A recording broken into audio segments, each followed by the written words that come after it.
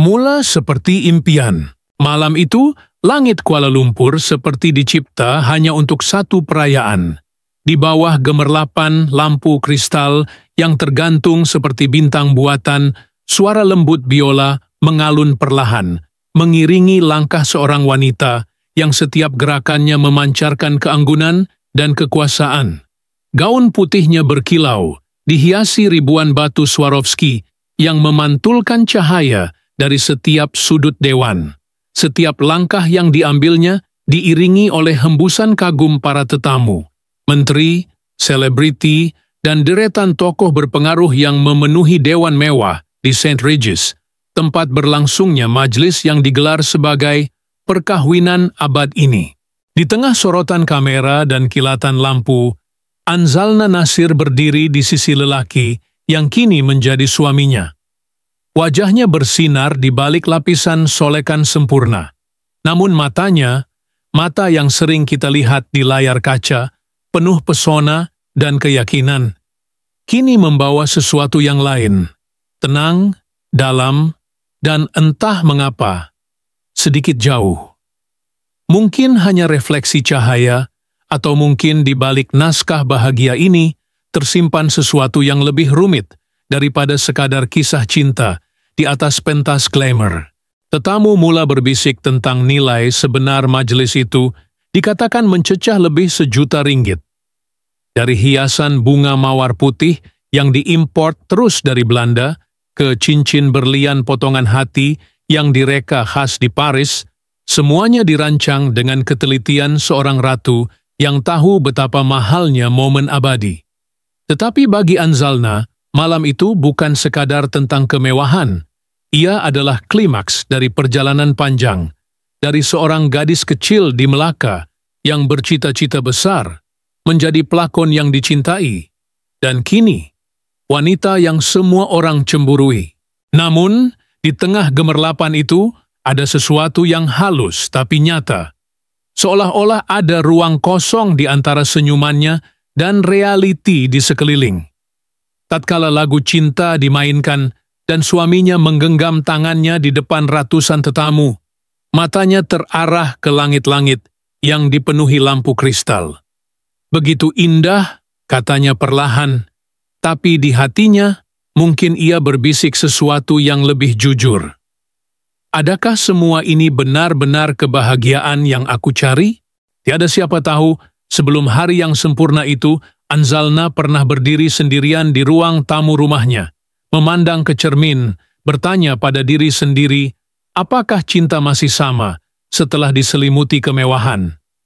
Dunia melihatnya sebagai wanita sempurna, cantik, berjaya, dicintai, tapi di balik segala itu, ada nadi yang bergetar takut. Takut kehilangan diri di tengah lautan kilauan. Malam itu, ketika pintu besar dewan ditutup dan suara tetamu berbaur dengan musik jazz yang halus, kamera terus berputar, menangkap setiap senyuman, setiap detik, setiap air mata bahagia. Tapi ada satu hal yang tidak tertangkap oleh lensa manapun. Detik kecil ketika Anzalna menunduk, menarik nafas panjang, dan memejamkan mata seperti ingin menyimpan semua ini di dalam ingatan. Bukan untuk menunjuk, bukan untuk dikenang, tetapi untuk meyakinkan dirinya bahwa ini bukan sekadar mimpi. Kerana dalam dunia yang serba cepat, di mana cinta kadang hanyalah hiasan di atas kek perkahwinan bertingkat, malam itu menjadi satu pengecualian, atau mungkin satu awal dari sesuatu yang lebih senyap. Tiada siapa tahu, di balik perkahwinan juta ringgit yang membuat seluruh Malaysia terpana, tersimpan sebuah janji yang tidak pernah disebut di mikrofon. Janji antara dua jiwa yang berusaha mencintai di tengah cahaya yang terlalu terang. Dan sementara semua orang sibuk mengira nilai barang kemas, harga gaun, atau siapa yang duduk di meja utama, ada seorang wanita, pengantin itu, yang diam-diam berdoa di hatinya. Semoga cinta ini cukup kuat untuk bertahan, bukan hanya di bawah lampu sorot, tetapi dalam gelap selepasnya. Ia bermula pada suatu petang yang tidak dirancang, bukan di set penggambaran, bukan di pentas anugerah, tetapi di sebuah kafe kecil di Bukit Bintang yang hampir tenggelam dalam bunyi hujan dan aroma kopi yang hangat. Anzalna datang hanya untuk menenangkan pikiran selepas seharian sibuk dengan sesi fotografi. Rambutnya masih digulung separuh, sisa solekan di wajahnya sudah pudar, namun pesonanya tetap tidak tertandingi. Di sekeliling, orang masih memandang, bukan kerana dia selebriti, tapi kerana aura yang tak bisa dijelaskan. Lelaki itu datang kemudian berpakaian sederhana, hanya kemeja putih dan jam tangan kulit yang sudah sedikit lusuh. Dia bukan dari dunia yang sama dengan Anzalna, tapi entah mengapa, saat pintu kaca kafe itu terbuka, angin yang menyelinap masuk membawa bersamanya sesuatu yang aneh, seperti tanda dari semesta. Mereka bertemu bukan dengan kata, tapi dengan insiden kecil, tumpahan kopi, secangkir latte panas yang tersenggol oleh pelayan muda, jatuh ke meja di antara mereka. Dalam kekalutan kecil itu, tangan lelaki itu spontan mencapai tisu, dan mata mereka bertemu. Sekilas, tapi cukup untuk membuat waktu berhenti berdetik. "Maafkan saya," katanya sambil mengelap meja. Suaranya tenang, tidak terburu-buru, seolah-olah sedang berbicara dengan dunia yang telah lama dia kenal. Anzalna hanya tersenyum, sedikit terkejut, lalu menjawab perlahan, "Tak apa. Mungkin ini cara alam semesta memperkenalkan kita." Mereka tertawa, tapi di balik tawa itu ada sesuatu yang lebih dalam, rasa ingin tahu yang tumbuh tanpa diundang. Hujan di luar mula reda, dan sinar matahari sore menembus kaca, memantulkan cahaya ke cawan kopi yang baru dipesan. Di dalam pantulan itu, Anzalna melihat bayangan dirinya dan dia. Dua dunia berbeza, satu bingkai cahaya. Dia bukan pelakon, bukan orang dari industri hiburan, tetapi tutur katanya membuat Anzalna merasa dilihat, bukan sebagai selebriti di papan iklan, tetapi sebagai wanita biasa yang sesekali ingin dibiarkan menjadi dirinya sendiri. Mereka berbicara tentang hal-hal kecil, tentang musik yang dimainkan di kafe itu, tentang film lama yang sama-sama mereka suka, tentang bagaimana Kuala Lumpur kadang terasa terlalu sibuk untuk jiwa yang sunyi. Namun malam itu ada sesuatu yang lebih kuat daripada kata-kata. Ketika lampu kafe tiba-tiba berkelip, padam seketika akibat gangguan elektrik, keduanya terdiam. Dalam gelap yang singkat itu, hanya suara hujan yang kembali kedengaran. Dan di tengah sunyi itu, Anzalna merasa sesuatu yang tak dapat dijelaskan. Kehadiran, kehangatan, dan sejenis keserasian yang tak perlu dijelaskan dengan logik. Ketika lampu kembali menyala, dia mendapati lelaki itu masih memandangnya dengan senyum yang sederhana tapi jujur. Senyum itu, entah mengapa, menembusi segala lapisan dinding yang selama ini dia bina antara dirinya dan dunia. Malam itu berakhir dengan janji ringan. Janji untuk bertemu semula, tanpa tekanan, tanpa rencana. Tapi jauh di sudut hati, Anzalna tahu, ini bukan sekadar pertemuan biasa. Ada sesuatu yang telah menyala, kecil, tapi nyata. Malam-malam berikutnya, mereka berbual panjang melalui telepon, kadang tanpa topik, kadang hanya untuk mendengar nafas masing-masing di hujung talian. Anzalna, yang terbiasa dengan dunia gemerlap, mendapati dirinya perlahan-lahan jatuh cinta, bukan kerana janji, bukan kerana status, tetapi kerana ketenangan. Dia sering mengingat saat pertama mereka bertemu. Secangkir kopi yang tumpah, lampu yang padam, dan senyuman itu. Semua tampak seperti kebetulan, tetapi dalam diam, ia menjadi takdir kecil yang mengubah segalanya. Dan dari situlah segalanya bermula. Sebuah cinta yang tumbuh di luar naskah, tanpa skrip, tanpa kamera. Cinta yang tak mencari sorotan, tapi akhirnya menjadi pusat perhatian seluruh dunia. Cinta dalam kemuliaan. Cinta mereka tidak tumbuh dalam senyap. Ia berkembang di tengah sorotan kamera, di bawah ribuan mata yang menilai setiap gerak, setiap senyum, setiap sentuhan. Sejak pertama kali Anzalna dan lelaki itu muncul bersama di satu majelis amal, berita mula merebak lebih cepat daripada desas-desus pagi di laman sosial. Foto mereka yang hanya berjalan beriringan di luar dewan sudah menjadi tajuk utama esoknya. Anzalna Nasir dan jejaka misteri, cinta baru dalam dunia glamour. Dunia hiburan bukan dunia yang tahu diam. Ia hidup dari cerita, dari teka-teki, dari gosip yang berputar tanpa henti. Dan kini, cinta mereka menjadi bahan bakar baru untuk semuanya. Dalam seminggu, wajah lelaki itu sudah muncul di setiap portal hiburan, dari laman berita hingga forum peminat. Siapa dia? Dari mana datangnya? Layakkah dia untuk Anzalna yang digelar Ratu Kecantikan Layar Malaysia? Setiap hari, telepon Anzalna bergetar dengan notifikasi yang tak pernah berhenti. Ada pujian, ada kecaman, ada doa, dan ada sumpah serana.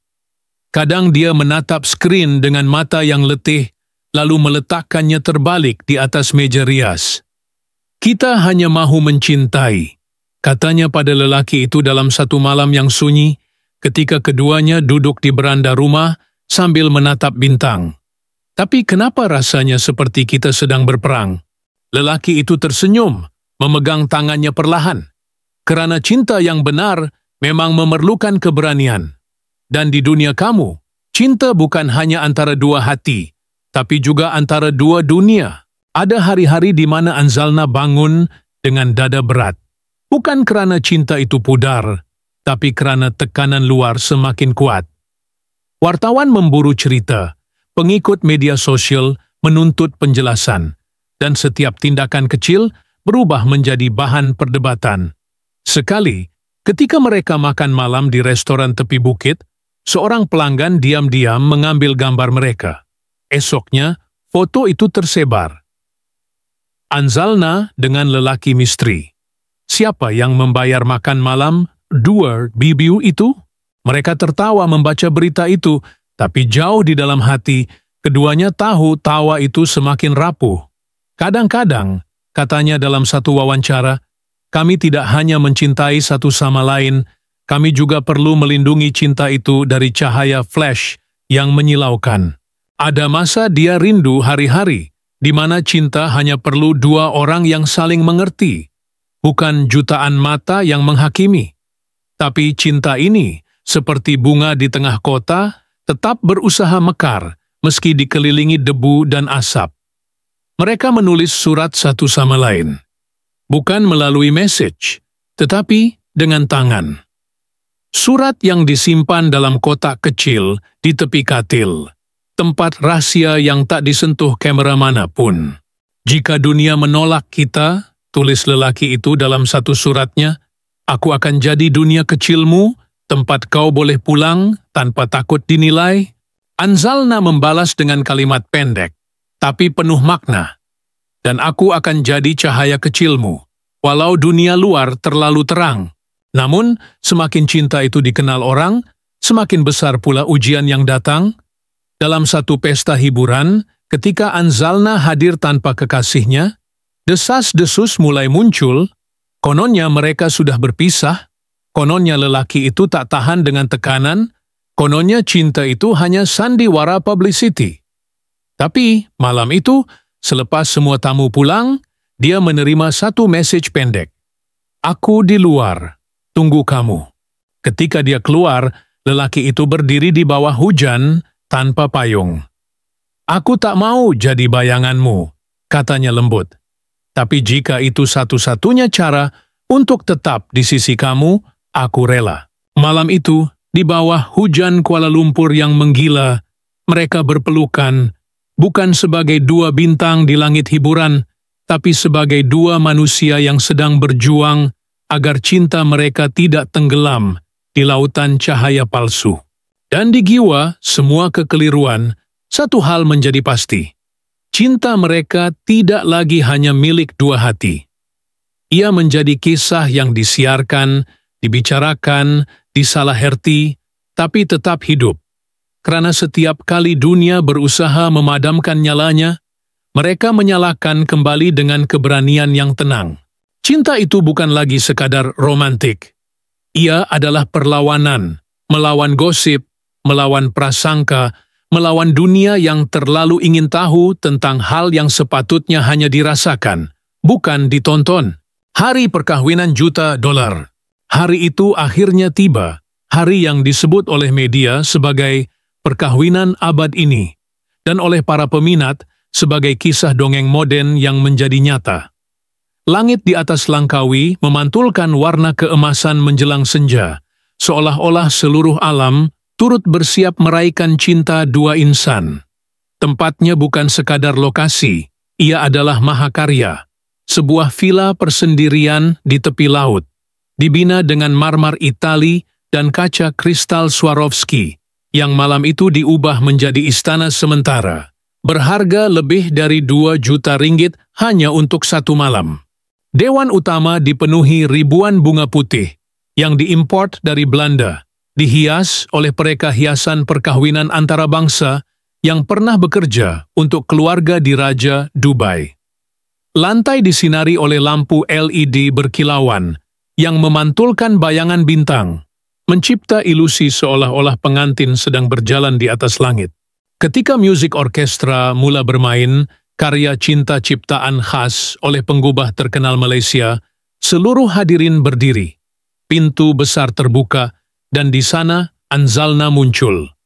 Gaun perkahwinannya direka oleh pereka dari Paris, berlapis sutera Prancis, dan rendah halus yang dijahit tangan selama lebih 600 jam. Di bawah cahaya lampu kristal, gaun itu tampak seperti diselimuti bintang. Tiara berlian di kepalanya berkilau lembut, namun wajahnya, meski tersenyum, membawa sesuatu yang lebih halus, percampuran antara bahagia dan gugup, cinta dan kesunyian. Setiap langkahnya disertai denting piano, setiap nafasnya terasa seperti puisi. Kamera berputar, ribuan telepon terangkat, tapi di matanya hanya ada satu sosok. Lelaki yang berdiri di hujung lorong, menantinya dengan senyum tenang.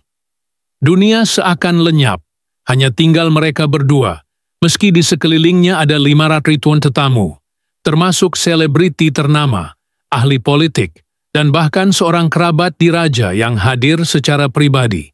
Ketika mereka bertukar janji, ombak laut di luar villa bergulung lembut, seolah turut menjadi saksi.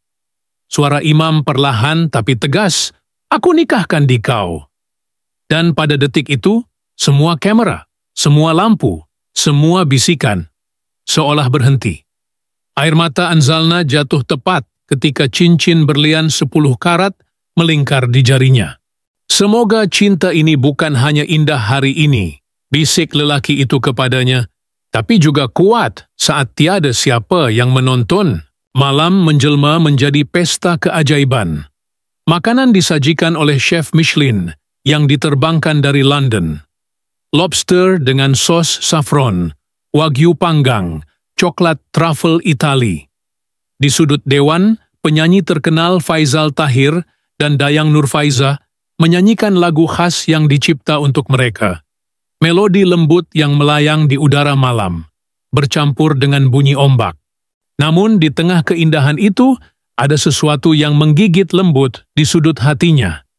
Bayangan kecil yang tak bisa dijelaskan. Saat dia menari perlahan dengan suaminya di bawah cahaya lampu gantung, matanya sempat menangkap wajah ayahnya yang berdiri jauh di antara tamu. Lelaki tua itu tersenyum, tapi matanya berkaca-kaca. Anzalna tahu, di balik senyum itu ada doa panjang, ada ketakutan seorang ayah yang melepaskan anak perempuannya ke dunia yang penuh sorotan. "Jangan biarkan cahaya membuat kamu lupa siapa kamu," katanya perlahan ketika menyalaminya sebelum naik pelamin.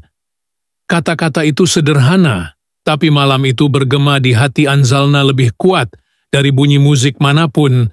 Ketika pesta mencapai puncak dan ribuan bunga api menyala di langit Langkawi, semua orang bersorak. Tapi di tengah sorakan itu, setitik air mata mengalir di pipi Anzalna, bukan sedih, bukan bahagia sepenuhnya, tapi karena hatinya menyadari sesuatu, bahwa setiap keindahan, seberapa mahal sekalipun, tetap rapuh di hadapan waktu. Dia memandang ke arah laut gelap di kejauhan, di mana cahaya bunga api memantul di permukaan air. Begitu cantik, katanya, suaranya hampir tenggelam dalam musik. Lelaki di sampingnya menggenggam tangannya. Cantik, balasnya. Tapi cepat hilang. Anzalna menoleh, memandang wajah lelaki itu, lalu tersenyum. Seperti semua hal indah yang datang dari cinta, ia tak perlu kekal lama untuk menjadi abadi. Dan pada detik itu, antara kilau berlian, bunga api, dan ombak malam yang tenang, cinta mereka mencapai puncak, ruchro, memabukkan, namun rapuh seperti kaca. Satu malam yang membuat seluruh Malaysia menahan nafas. Dan mungkin satu kenangan yang akan terus bergetar di dalam hati Anzalna setiap kali dia menutup mata. Selepas perkahwinan, di dalam kemewahan, beberapa bulan selepas malam yang disebut sebagai perkahwinan abad ini, kehidupan Anzalna tampak seperti babak lanjutan dari sebuah dongeng. Foto-fotonya memenuhi media sosial. Sarapan di teras villa menghadap laut Mediterranean. Perkutian romantik di Santorini. Makan malam di bawah langit Paris. Semuanya berbalut senyum dan kemewahan. Peminat menulis di ruangan komen, "Inilah cinta sejati." Mereka bagaikan hidup dalam film, dan setiap unggahan mendapat ratusan ribu tanda suka. Akaun media sosialnya menjadi jendela ke kehidupan yang semua orang impikan. Villa di Damansara Heights dengan kolam infinity, kereta sport Itali yang berkilat di garaj, butik fashion yang dibuka khas atas namanya. Dunia memujanya, menyebutnya ikon cinta sempurna.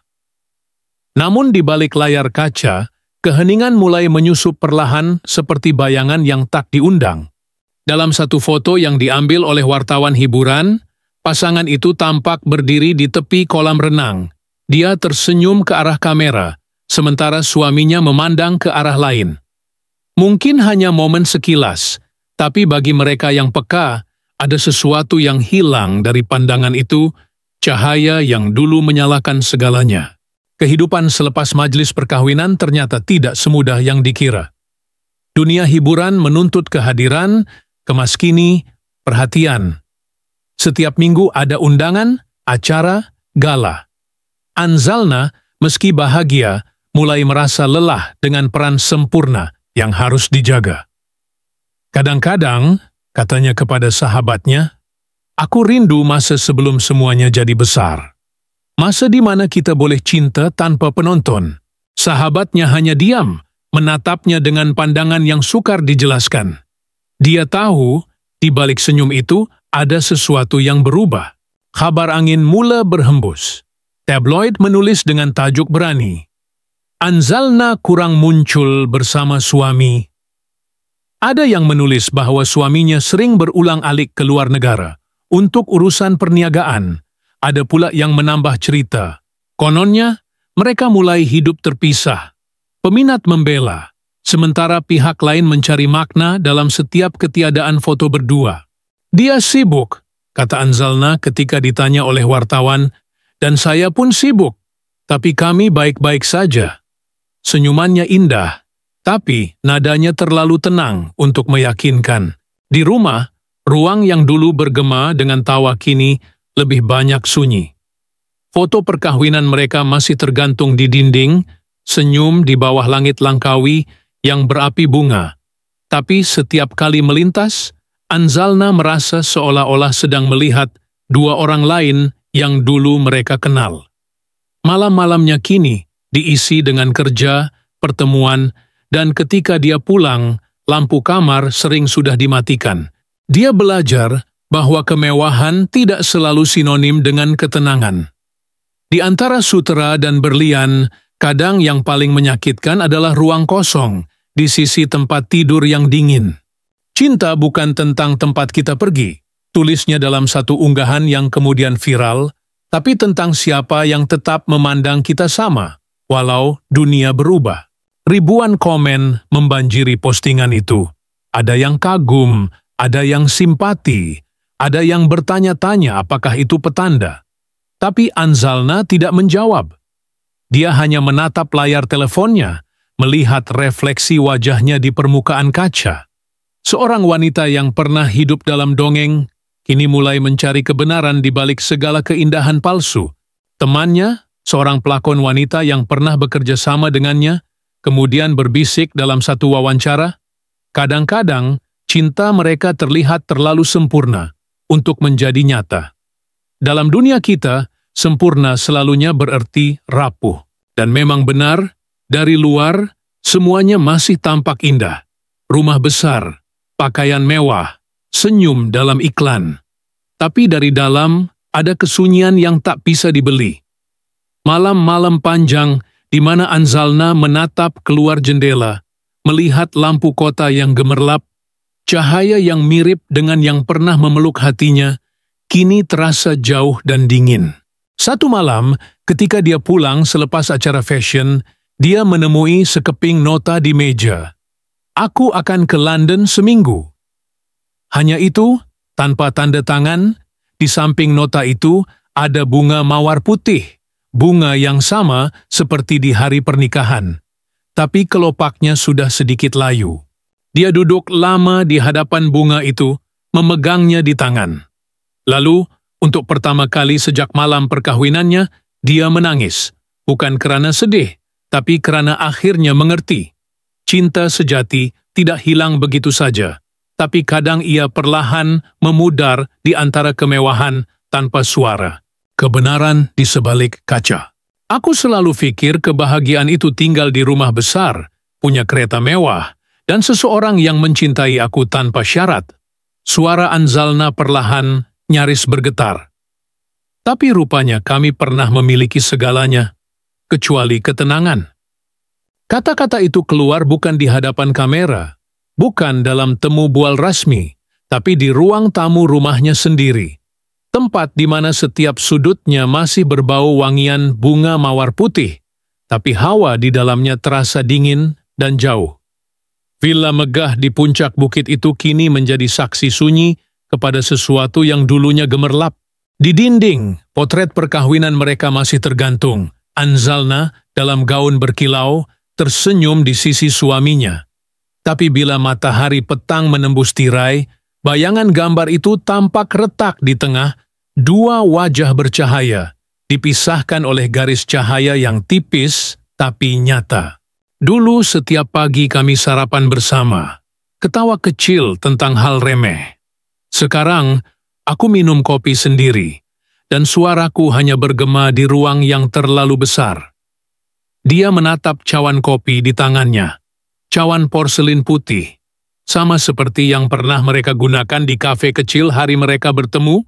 Tapi kini, bau kopi itu hanya mengingatkan pada sesuatu yang hilang. Di atas meja tergeletak sebuah cincin. Cincin berlian 10 karat. Lambang cinta abadi yang suatu ketika menjadi simbol kebanggaan seluruh Malaysia. Tapi kini ia hanyalah benda dingin tanpa makna. Setiap kali dia menatapnya, dia teringat ucapan lelaki itu di hari pernikahan. Semoga cinta ini tetap kuat, walau tiada siapa menonton. Dan kini, tiada siapa menonton, tapi cinta itu juga tidak lagi kuat. Suaminya kini lebih sering di luar negeri. Perniagaan, katanya.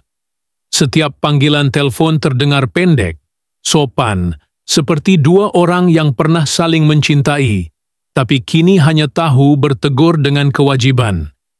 Kadang-kadang, dia memandang ke arah sofa kosong di seberang, tempat lelaki itu biasa duduk membaca akhbar dan membayangkan suara lipatan kertas, desiran halaman, sesuatu yang kini hanya tinggal gema. Di bilik tidur utama, piano putih berdiri anggun, hadiah perkahwinan dari suaminya. Di atasnya, selembar notasi lagu tergeletak. Lagu Cinta Kita. Sebuah komposisi yang mereka tulis bersama, tetapi tak pernah selesai. Setiap kali Anzalna melihatnya, matanya basah. Mungkin begitulah cinta kami, katanya dalam hati, indah, berjanji untuk abadi, tapi berhenti di tengah melodi. Peminat masih menulis komentar manis di media sosial, menyebut mereka pasangan impian. Setiap kali membaca, Anzalna tersenyum kecil, senyum yang sudah lama kehilangan makna. Mereka lihat apa yang ingin mereka lihat, fisiknya, bukan apa yang sebenarnya ada di sini. Kadang, di malam sepi, dia duduk di beranda menghadap kota Kuala Lumpur, menatap ribuan lampu yang berkelip seperti kenangan. Begitu indah, tapi tak pernah benar-benar menyentuh hati. Dalam diam, dia menyadari sesuatu. Dunia yang dia kejar selama ini bukan tempat yang memberinya kebahagiaan, tapi tempat yang perlahan menghapus dirinya sedikit demi sedikit. Di luar sana, katanya perlahan, aku adalah Anzalna Nasir, selebriti, istri sempurna, ikon kecantikan. Tapi di sini, aku cuma seorang wanita yang belajar mencintai dirinya sendiri lagi, setelah kehilangan cinta yang dulu kuanggap segalanya. Dia menatap cincin di meja, lalu mengambilnya perlahan. Cincin itu berkilau di bawah cahaya lampu sore, tapi pantulannya dingin, seperti matahari yang terperangkap di dalam kristal. Di sebelah cincin itu, ada foto lama. Dia dan suaminya di hari pertama, mereka bertemu di kafe kecil, secangkir kopi di antara mereka. Wajah mereka di sana masih muda, masih tulus, masih percaya bahwa cinta bisa mengalahkan segalanya. Lucu, katanya sambil tersenyum pahit, kami pernah bermula dengan secangkir kopi yang tumpah dan berakhir dengan cinta yang perlahan mengering seperti buih di atasnya. Dan malam itu, ketika kota mulai tenang dan bunyi angin menyelinap masuk melalui jendela besar, dia berjalan ke piano, membuka lembaran notasi yang tak pernah selesai itu. Jari-jarinya menyentuh tuts perlahan, memainkan satu melodi lembut, nada yang dulu dicipta bersama. Tapi kini, hanya dia yang mendengar, hanya dia yang memainkan, dan hanya dia yang tahu. Setiap not yang keluar membawa serpihan kenangan yang tak mungkin diulang.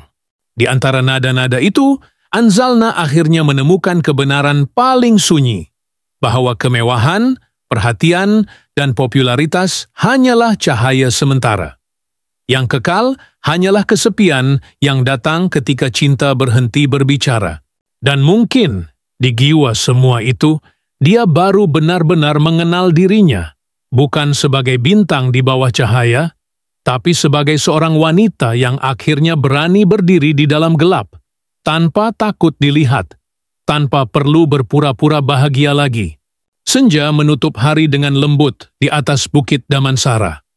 Langit berwarna keemasan, namun di dalam vila megah itu hanya sunyi yang tinggal. Cahaya terakhir menembus melalui jendela besar, jatuh tepat ke atas piano putih di ruang tamu. Piano yang dulu menjadi saksi tawa, janji, dan lagu yang tak pernah sempat diselesaikan.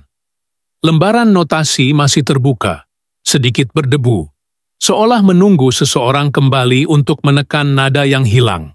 Di sisi ruangan, gaun perkawinan itu tergantung rapi di belakang pintu kaca. Kainnya telah pudar sedikit, tapi masih memantulkan cahaya lembut setiap kali angin masuk. Ia tergantung di sana seperti kenangan yang enggan pergi. Diam, tapi berbicara tentang masa lalu yang terlalu indah untuk dilupakan, terlalu berat untuk dihidupkan kembali. Anzalna berdiri di depan cermin besar, memegang bingkai foto perkawinan yang warnanya mulai pudar. Wajah mereka berdua masih di sana, dua jiwa yang tersenyum di bawah langit langkawi, dalam cahaya yang kini hanya tinggal bayang. Jarinya menyentuh permukaan kaca perlahan, seperti ingin merasakan kembali kehangatan yang dulu ada di dalam gambar itu. Begitu cepat, bisiknya. Segala yang dulu bersinar kini hanya tinggal pantulan samar. Dia meletakkan bingkai itu di atas piano, di samping cincin berlian yang sudah lama tidak dipakai.